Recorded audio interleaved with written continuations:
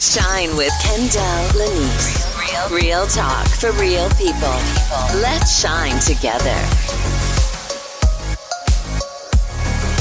Shine with Kendall Lanice. Real talk for real people. Let's shine together. Well, hello. Hey, everybody. Welcome to Shine. Thank you for shining with me. We are live on Wednesdays at 10 p.m. Eastern Standard Time. You can catch Shine where all podcasts are played. Apple Podcasts, Google Podcasts, Spotify, Spreaker, iHeartRadio, and more. If this is your first time tuning in to Shine, welcome and thank you so much for tuning in. I appreciate you dearly. If you have been listening to Shine, welcome back. I'm glad to have you back. Don't forget to tell your friends and family about Shine. All right, for those that don't know me, my name is Kendall Lanice. I am a transformational expert, life coach, speaker, and author. I also go by the name of Lady Motivator. It's not about me today. It never is. I have an amazing show today. First, I want to say it is National Minority Mental Health Awareness Month. So I am pleased to kick off my show talking about just that. I hope everyone had an amazing week thus far. And I hope you continue to have an amazing week. Before we get started, I want to talk about our life note. One moment. All right, it's time for this week's life note. All right, again, if this is your first time tuning in, every show I like to start with a life note. It's a quote to carry us through the show and hopefully through the rest of your life. So our life note today comes from Les Brown. You ask for help not because you're weak, but because you want to remain strong. That is our life note for today as we talk about Black men, mental health, and therapy.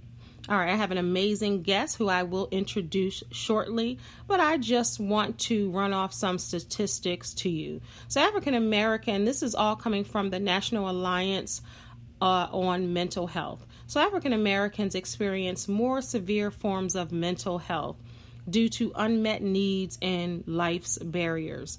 African Americans are 20% more likely to experience serious mental health problems than the general population. We're talking about major depression, PTSD, ADHD, suicide among young Black men is alarming. PTSD, of course, because Black people are victims of violent crimes. Typically, 40% of African Americans make up the homeless population, and exposure to violence increases the risk of developing mental health conditions such as depression, anxiety, and again, PTSD. So our guest tonight, well, let me just read his amazing bio. My guest today is James Harris. So James Harris lives in Chesterfield, Virginia. He has a daughter named Peyton. He is a resident in counseling after completing graduate school and obtaining a master's degree in clinical mental health counseling. James is a military veteran who has served in 2 deployments, Iraq and Afghanistan. Since completing his degree, James has a solid plan to take the state test to get to be licensed in Virginia to become a licensed professional counselor, followed by starting his own practice as well as a program for veterans that he has already written. James has founded the Healing Hub, which is in Richmond, Virginia, and the movement called Men to Heal, which is focused on getting me, I believe it's men, back focused on their overall health, mental and physical. James currently does community-based services as well as sees clients in a private setting. James is currently an employee for the government in the area that is classified. Currently holds a clearance above top secret. Alongside with working for the government, James is a local investor in the city and surrounding. He personally owns multiple properties that are being rented. Three of his most noticeable investments in the city are Ronnie and Son Towing Company, Braids Express, and Brewers Cafe, which is located in the Manchester district of the south side of Richmond. He is the owner of Royalty Carpet Care LLC, Royalty Elite Trans, which is a party bus company, Battle Ball Extreme, it's an inflatable bubble suites, as a consultant company, and co-owners of Brewers Waffles and the Well Art Gallery. James often conducts monthly meetings of financial literacy to people who need help. He plans to continue a strong path in entrepreneurship. James volunteers often in church, community, hospitals, veterans' homes, and schools. With all of his communities and activism in the city, with his Men to Heal movement, James conducts quarterly sessions on various topics for men, with assisting in ending the stigma. These sessions are roughly 2 hours long, and has approximately 65 attendees since its start, and the awareness is growing. James also conducts sessions via Skype for other states and countries, including Spain, Germany, Amsterdam, and Afghanistan. There are over 200 supporters who have purchased his shirts in their efforts to bring awareness and attention to the movement. Celebrities and athletes are in agreement of this movement and have expressed their interest with also purchasing shirts or displaying support on their social media. James has a strong sense of leadership, effective ways, and plans to make the community a better place. With deep roots in the community and business, he is essential to assuring the needs are met for this organization. James has met with mayor, governor, civil rights leaders such as Jesse Jackson, Al Sharpton, and other local leaders, to name a few. That's an amazing bio. I had to catch my breath. That's amazing. I am pleased to have my guest with me today, Mr. James Harris. Welcome to Shine. Thank you for shining with me this evening. No, I appreciate your invitation. How's it going? It's going well. That's a heck of a bio, sir. Yeah, I appreciate it. So, I definitely appreciate it. So you're a busy man. I had to catch my breath. I was looking for my teacup to finish that, but it's important that I read your bio for this show because you are qualified, and not only just as a counselor, but as a Black man. So as I stated earlier, talking about, I wanted to do this show, as I told you while I was prepping for this show. And again, thank you so much for joining me on Shine and for accepting my invitation. It was important for me to do a show on mental health, and not just mental health, and because it's National Minority Mental Health Awareness Month, but just because I think it's so important. So I want to talk first about your Men to Heal movement. I love that name and the spin that you have with mental health and then the heal part.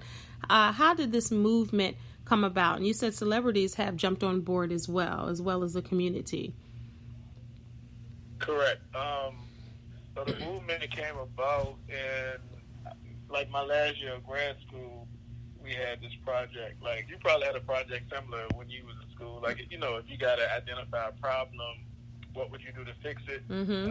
So it was one of them assignments. So originally, my program was geared towards veterans. So that's the one I wrote first. But talking with a couple of my friends, my male friends, and I realized it was a need for this movement. A couple of my other cohort members, they picked, LGBTQ rights and women's rights, like, different stuff. So after talking to a couple of my male friends, I realized that they haven't had physicals, in over a year. They wasn't taking care of themselves properly. And then when it got to the side of mental health, they definitely was not as open to discuss that. So from there, I switched my assignment from catering to veterans to focusing on men and getting them back interested in their overall health. So the movement was born, and that's how I went from there. It just grew. I mean, you're so right. It's when we think about health, a lot of people talk about, yeah, you got to get your physical, and have you been to the doctor lately? And typically when they're asking that question, they're talking about, again, the physical man per se. But when we talk about mental health, that is still health. That is part of that health and wellness piece. Why do you think that it's often ignored? So a number of reasons, like which I identified, in the assignment, and then a couple other magazine articles that I've written locally. But just off top, though, some of those issues that I ignore is, of course, the negative connotation that society puts on it. For men display vulnerability, he's weak, or certain emotions, they categorize that as being soft, or whatever the case is. And then you got the religious perspective. Within the African American demographic itself, it's a lot of what goes on his house stays in his house, right. Or it'll be healed in church. Or it'll be healed in church. Correct. Let's pray it away. Get the demon out of you. And I hear a lot of people, Yeah. So, and then of course, it's the personal ego within man. I can deal with it. And a lot of it, that what I've have had to do within the movement is re-educate men on basic stuff, such as like diagnoses, because a lot of people think depression. If we had to choose one for the sake of time, let's take depression. A lot of men would assume that it's a female diagnosis. You know what I'm saying? I've had really. Yeah. Depression? I've had men. Yeah. So just think about it. This in session, right? I've had just men say, "There's no way that I can be depressed." I'm 6'4", I'm 250. That's for women, not knowing that they're meeting the clinical symptoms of depression. The lack of interest and pleasure. Feeling lonely, helpless, hopeless. They're meeting it, but they're not understanding that, yes, you're depressed. So a lot of what I do is pretty much re-educate people and getting them comfortable with opening up and showing their attentiveness to themselves, whether it's the physical side, which is, hey, bro, you got to get you a physical, you got to get checked, or as well as the mental side, helping them be able to better assist themselves for their family. Yeah. I mean, I've been doing my podcast for quite some time. And early on, I did a lot of shows on mental health, and I've had mental health advocates on, and people who experience, or I should say, live with mental health issues. And I think it's important to get that word out, especially in our Black communities. I think, like you said, the difference of going to church or going to therapy, people feel like they have to choose. Just like if you meditate or you pray, they always feel like they have to choose. Or if you're religious, or if you're a Christian, or if you're another denomination, that you shouldn't go to get therapy because therapy doesn't help. Just pray more, or just do other things that take your mind off of your issues or your problems. And I think a lot of people think that they're tougher than they are. And I always tell people to check on your strong friends, because you never know what someone is going through. And I really want to change the narrative with that stigma of, and I've heard people say this, and it sounds ignorant, but it's true, that therapy is for white folks. Therapy ain't for Black folks. That's a rich man's option to do therapy. And sometimes they think that because of the cost of therapy. So you are a professional licensed counselor, correct?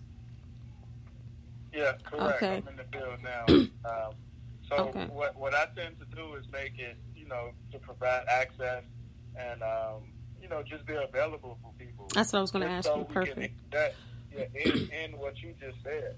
Because that's what it is. A lot of it is a lack of resources, a lack of education, and, not having those things readily available. Yeah. So you mentioned the Healing Hub earlier. That's a project that I'm working on, which is a building that I've acquired down here in Richmond. The Healing Hub. I love that. Yeah, correct. Mm-hmm. 2,200 square feet. So I'm going to be doing my outpatient there. I got a yoga specialist. I got a mindfulness coach. A massage therapist. A women's physician. A doula. All African Americans under one roof. I think this is amazing. Yeah. So providing services to the people in need. Like, we just want to be, I put it together so we can be that access that the community needs, you know. I think that that's an outstanding idea, and thank you for having that vision to do that. I wish I was in Richmond.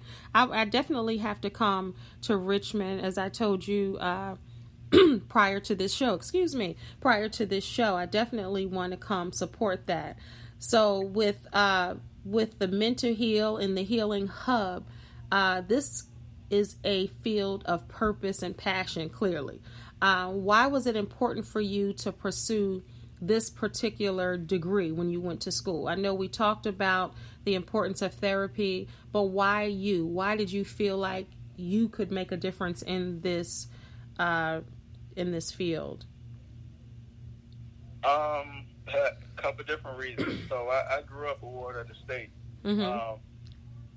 I was in foster home and group home. My parents, became ill when I was younger. So I emancipated myself at 16 because I didn't want to be a part of the system. And from there, I've been rocking and rolling. So within the system, though, we had to do like mandatory counseling sessions. And all the providers that I went to were Caucasian. You know what I'm saying? So it was not as relatable as it could be. So that was one of the reasons why I decided to do it. And then next, I'm a veteran. You read my bio earlier. 2 deployments, Iraq and Afghanistan. They were combat deployments. So the same thing occurred when I got back, going to different groups and meetings and stuff like that. The people weren't relatable because they haven't lived it. So I guess for me, it was more of a purpose of I've lived it, I've done it, so let me be a voice to be able to, to speak to certain things, such as, like definitely with PTSD, I'm more relatable to veterans than just this random person who got information from a textbook. Right. And, so it's definitely a difference. And then, like I said, as far as growing up within the system, I can definitely articulate that too with the adolescents that I come in contact with. Just try to guide them and steer them in the right direction and let them know, like, it's a different type. Because I got, like for real, realistically, like, we only know about therapy from what we see on, like television. Yeah. And that's pretty much, just Hollywood therapy. And I'm trying to get rid of that. Yeah. Not in a negative way, but realistically, like, like if you watch a movie or a sitcom or something, it's, this fat white guy telling you to sit on the couch and disclose all your information. Right. But that's a form of therapy. But therapy that I do is pretty much different. Like, we're doing different things. Like, it's not just limited to, sitting on the couch discussing different stuff. Like, we do, it's different theories that can be done. So because, like you said, with your Healing Hub, like, you can do yoga, you can meditate, you can get a massage. Those are different types of therapy. It's not, like you said, just sitting on the couch or a chair for 45 minutes to an hour, spilling your business, and then you walk away feeling dejected or still feeling the same. So I believe in that holistic approach as well. The holistic approach is definitely important. And with those things right there are called integrative services. So it is a different approach. So that too is where I come in to educate people on the different type of things. Because, like I said, like, people just still think it's just sitting on the couch exploring all your information. But it can be very interactive. Like, I try to have mine relatable, interactive, much as possible, especially for the youth. Like I don't wear shirts and ties in my session and do all the extra stuff. I definitely make it so, I'm modeling a certain behavior, right, but I'm also relatable, so right, that cohesive therapeutic bond, so you wouldn't feel like you're being judged. Right. You wouldn't feel like an outcast. You would feel like, it's just certain situations. Right. You can be looked down upon, you feel. Right. So that's why a lot of people don't come, because they feel that this person is going to judge them or it's not relatable. So I try to be as relatable as possible, as well as maintaining my professional boundaries. Right. And I love that. And I told you that I love the fact that when I was researching and decided to do this show on mental illness, targeting Black men, targeting them with love, not with, malice as they're often targeted. You are a Black man. I was looking for a Black male therapist because I do believe that Black men receive from other Black men. And a lot of Black men know the struggle of another Black man, and they've never met each other. So I think it's important to have, that's just my personal opinion, I think it's important for a Black male to have a Black male counselor or therapist. Obviously, you are a Black man who is a therapist. You're also a Black man who advocates for mental health. And this definitely seems like a personal journey for you. And as you touched on a little bit earlier, talking about you do different things with them and you wear a shirt and Jordans and all of that. I know you talked about that. And I'm a firm believer that people need to participate in their own healing and their own rescue. So when you are talking to the men, and first of all, do you counsel women as well? Or is your main focus men? Okay. So in community-based services, I work with an abundance of people. But in private practice, I see adolescents, I see couples, I see adults, male and female, different races, different genders, so I'm competent in all areas, and I provide a service to all areas. Tend not to turn nobody away, but my personal mission, the movement, is geared towards men, not just men of color. And I've had Asians, I've had Hispanics, because they talk about the machismo, which is, ego. Exactly. And then, so it's the movement itself is taking off based on it's an abundance of support from women, because they got sons that they, that they're fear of not speaking out on certain things. Yeah. They got, that stuck father that don't want to get help or think that things can just fix itself. And then they got, the spouses that they just want somebody to, talk to them because we got these issues going on. So it's been very positive from the female perspective. And then I got a lot of men interested themselves just based on the fact of, man, like, I'm open to talk to you because, you look like me. Right. It's not a lot of guys out. So I think that's important. Just from a statistical standpoint, it is a lack of male presence, and it's definitely even smaller for African Americans. Yeah. So, I'm like an anomaly. I hear it all the time. So that's why I try to be as authentic as possible and genuinely myself. Yeah, that helps. That's important. So I don't want to do it. Yeah, I don't want to do it the Hollywood way. I don't want to do it, the fake way. I do it for the people that I'm trying to reach and the people that I'm serving, which is the inner cities, the lower SESs, the people that are often disenfranchised. So, I definitely help anybody, but primarily I've been focused on helping the people that need access the most. And I think that's important. It's so funny that you talked about women being an advocate of your services. I want to go to a question that I have that I was sent by a single mother.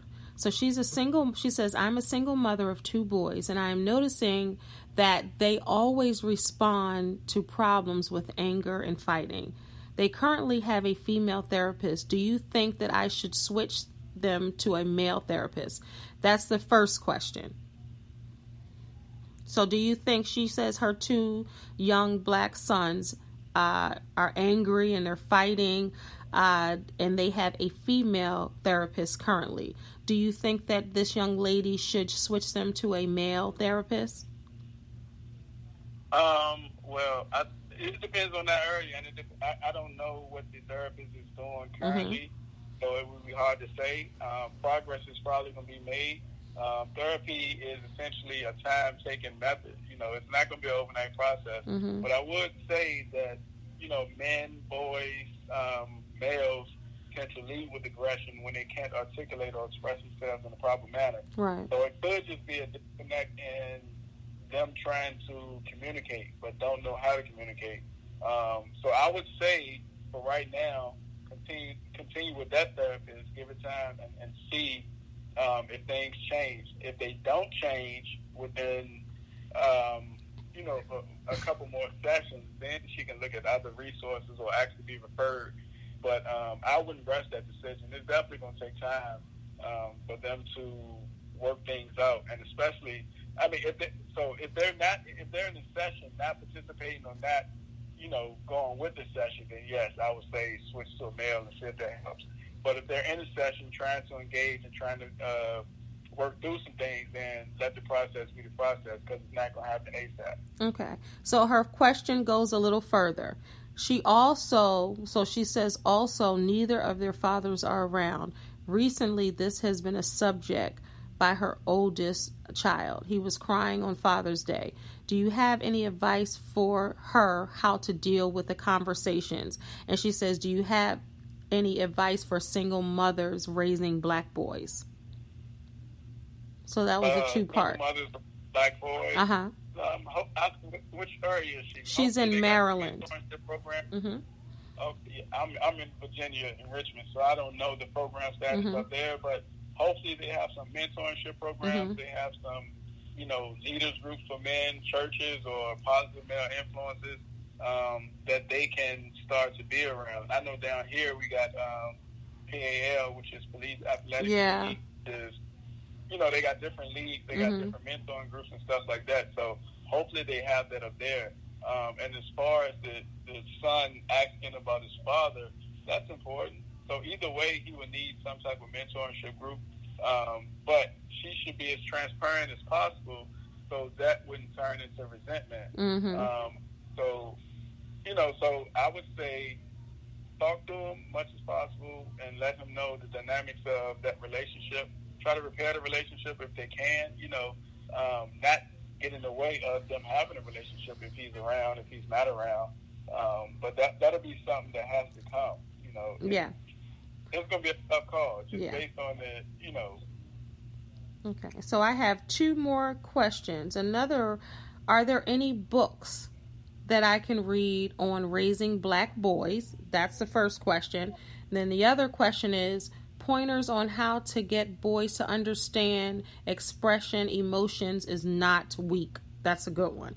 So any books, and then how can you get them to express their emotions and to know that they're not weak if they do so? Yeah, so it's going to be a tough one with getting them to express their emotions, because realistically we spend, roughly 80% outside our home.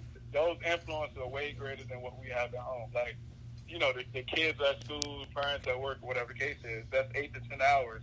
By the time they get home, eat dinner, do homework, or have family time, that influence from the parent or the family or the guardian is way less than what they've seen or heard at school and in the community.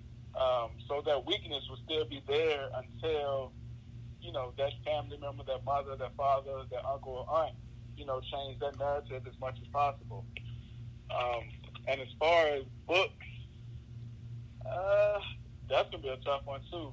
But I would suggest going to Amazon or either Barnes & Noble, just type it in and see what comes about. Okay. There's so I don't have any recommendations off top. Okay. And thank you for being honest and transparent. She also says that she's beginning to feel lost since her boys are getting older.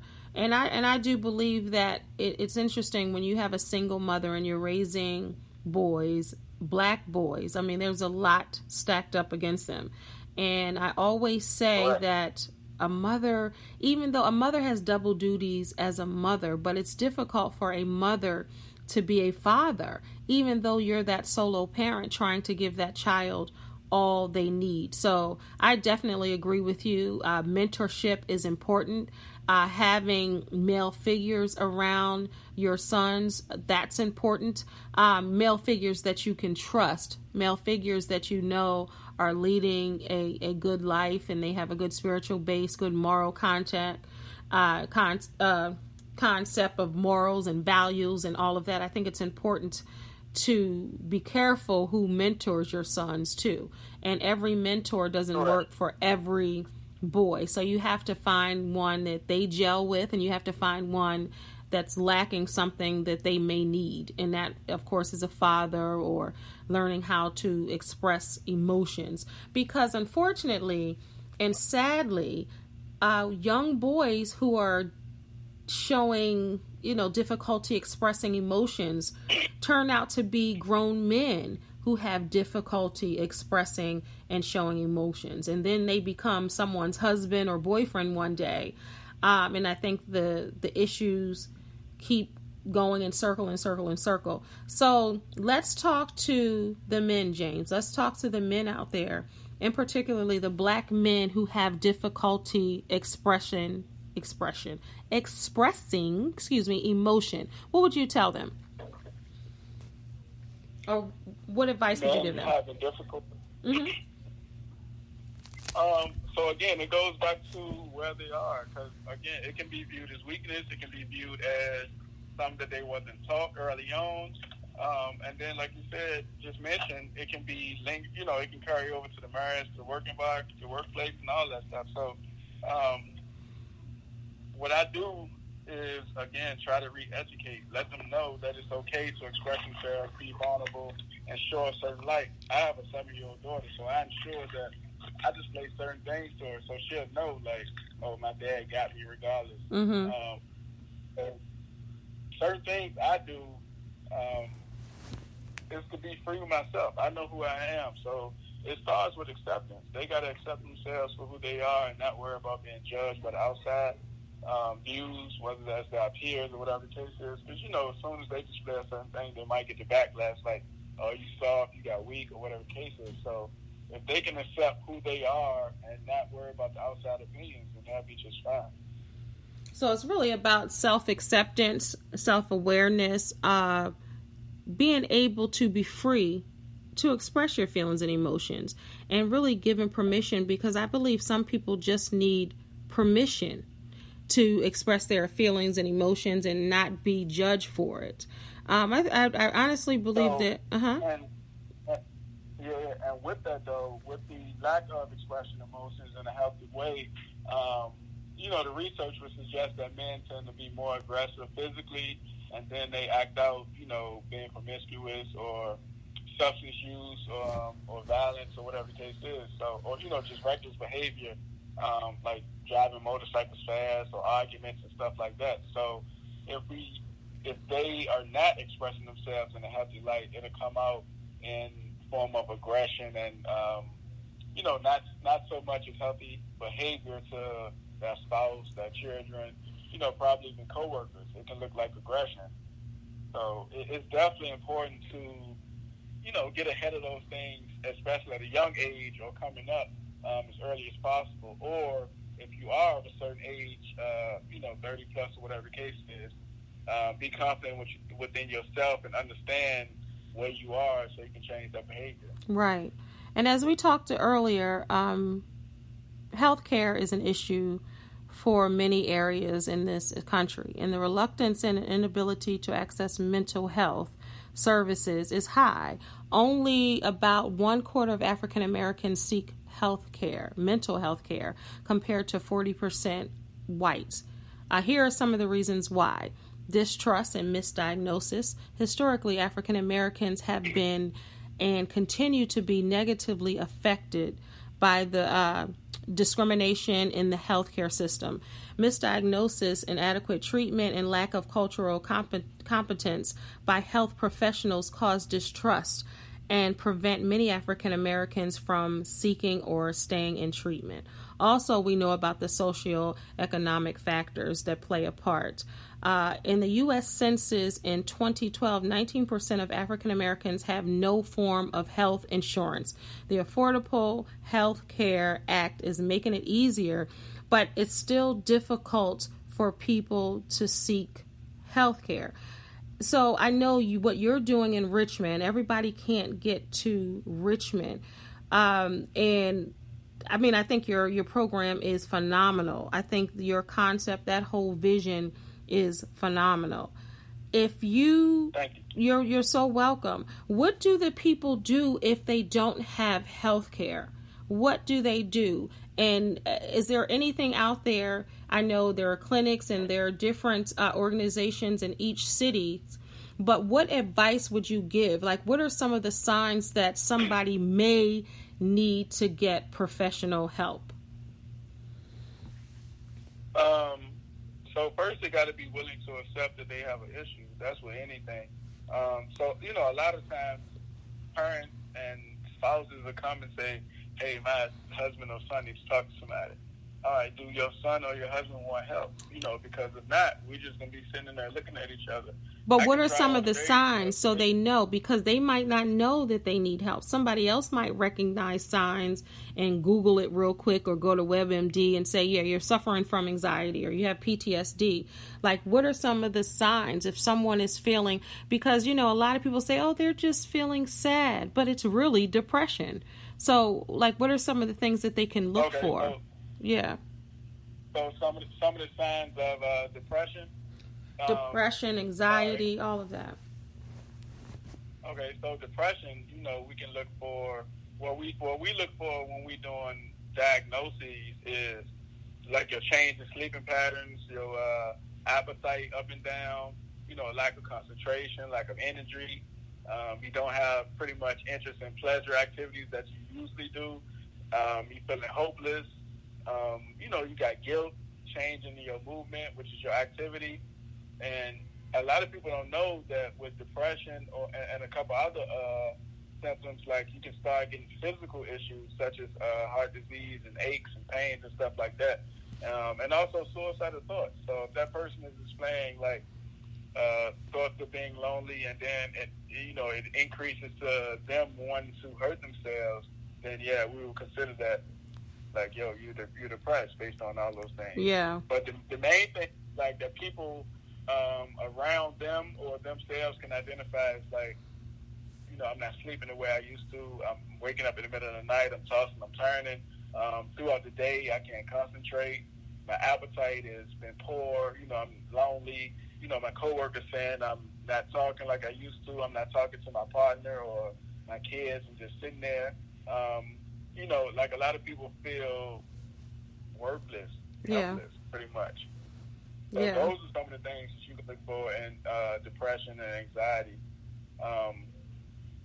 What was the other one you said? No, I was asking just in general, PTSD, all of that. And I know you talked about being a veteran, and I know a lot of veterans, and not just veterans, because a lot of people think PTSD, oh, they must have served in the war. But a lot of people just seeing trauma every day.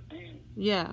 Correct. PTSD is post-traumatic stress disorder. Yeah. So for us, when we diagnose PTSD, let's say you had this accident or you witnessed something, because it can be, you can be affected if you observe something. So a lot of people don't know that. They think they have to be directly impacted. So you can observe it, or you can be the actual victim of it. Yeah. So it can be sexual assault, it can be a gunshot wound, it can be it could even even be your mother beating up your father, or your father beating up your mother. It could be something as correct. So any type of trauma that impacted you, and it's beyond 3 months, and you still having lingering effects. Lingering effects meaning, nightmares. You thinking about it constantly. You can't concentrate. You don't want to go to certain areas because you think this event will happen again. Like, you're triggered by those different things. Like that whatever the issue was, that stimuli still affects you on your day to day in the form of, like I said, dreams, nightmares. Your heart racing. You don't want to sit a certain way. You monitoring exits. Like your senses are heightened. Stuff like that. All of those things would be classified within PTSD. So it's for different people, it affects them differently. Some people, like, it has to be that immediate intensity. Some people, it can be within proximity. Like, I was there, I witnessed it, it affected me. Or it can be like, it's no way to say we was in the same place at the same time. I have PTSD and you don't. You know? Right.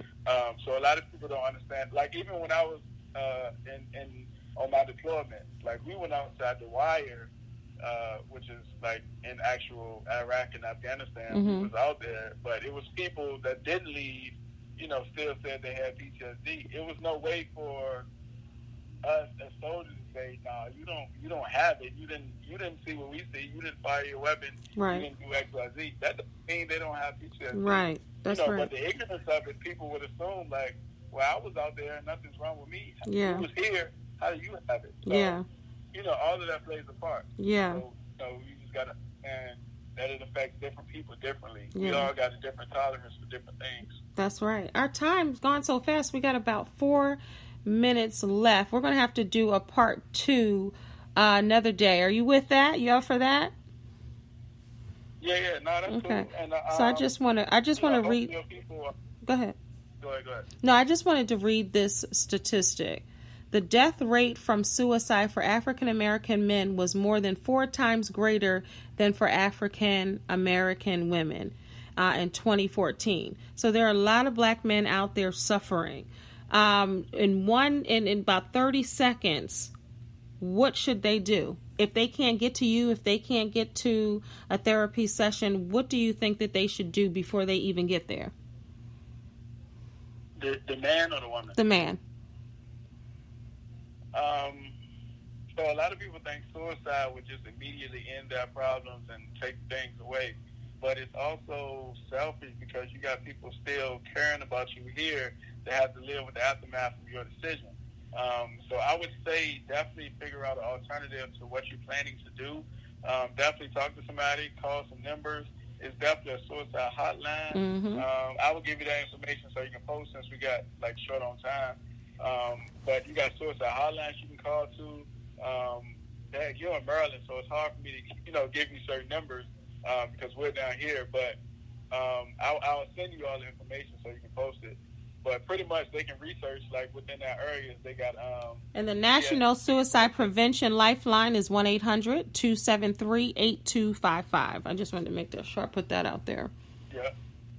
That's what I was gonna give you. So they can call the national one, and then they'll try to migrate it to like the regions that they're in. But pretty much, that's what they can do. They can find as many resources as they can. But suicide is definitely not the answer. Right.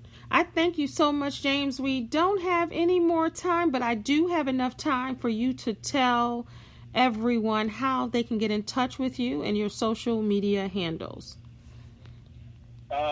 Social media, my Instagram is men, MEN _TO _HEAL. That's men _2 Hill. Wonderful. And your website? I don't have a website. I work primarily from there. Okay. My Healing Hub website will be up by the end of the month. Okay. When we do our grand opening. Okay, wonderful. And I'll make sure I put that up on my social media platforms as well as within this show. But James, I thank you so much. I definitely want to do a part 2 because there's never enough time talking about a subject like this. Thank you so much for shining with me on Shine with Kendall Lanice. I greatly and humbly appreciate you. No, I definitely appreciate you for having me too. So, and I'll look for part 2. Hopefully you get more questions coming in so we can, better assist the people. But hopefully tonight they definitely got some, or they can hit me directly on my social media handle, and then I can better assist them. Wonderful. So remember, Shine airs live every Wednesday at 10 p.m. Eastern Standard Time. But you can catch Shine anywhere you are, in your car, at your office, at home, at the gym. You can go to Apple Podcasts, Google Podcasts, Spreaker, or Spotify. Thank you so much for tuning in to Shine. And remember, you are a star, so don't allow anyone to dim your shine. God bless. Real talk for real people. Let's shine together.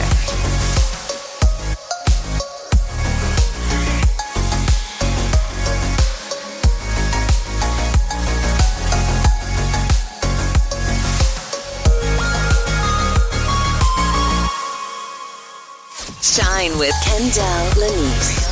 Real talk.